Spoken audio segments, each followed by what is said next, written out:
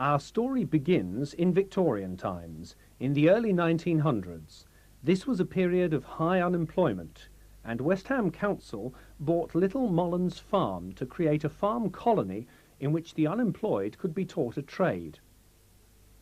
A few years later, local councils were required to provide accommodation, generally in hospitals, for people with what we now call learning disabilities. West Ham decided to build a new hospital on the farm site. Consisting of 3 brick villas called Rowans, Limes and Elms, the new hospital was completed in 1932 and was opened by the Mayor of West Ham, Alderman Schoolding. It wasn't long before the hospital was in the front line of the Battle of Britain. A local historian who's written a book about South Ockendon Hospital takes up the story. The Battle of Britain took place right over the top of here and over into Kent, of course. In fact, on one particular day, it's rather fascinating that in the matron superintendent's logbook, we do find an entry for the 7th of September, where she's saying that the oil tanks, you can see the oil tanks are alight at Thameshaven, just down the valley here. And she mentions a violent aerial battle going on overhead, and that was Douglas Bader himself coming in with his big wing up from Duxford to enter the Battle of Britain on that particular day as they bombed London.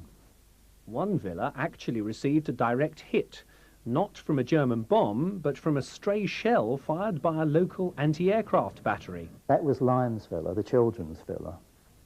And it was rather fortunate, actually, because only a couple of days before, a bomb had fallen quite close to Limes, and they had evacuated it because it was an unexploded one.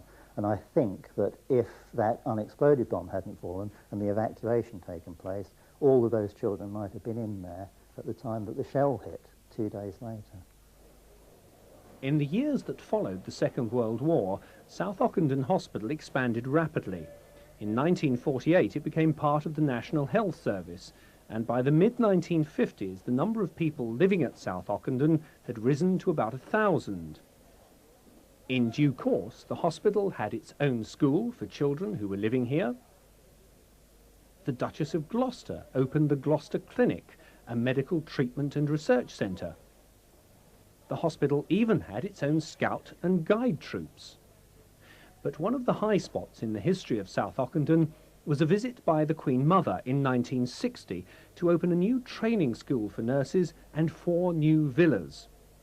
During her visit, she met staff and local dignitaries. She was accompanied by the tall and imposing Matron Calder, seen here on the left. The matron was known as the Grey Lady because of the colour of her uniform.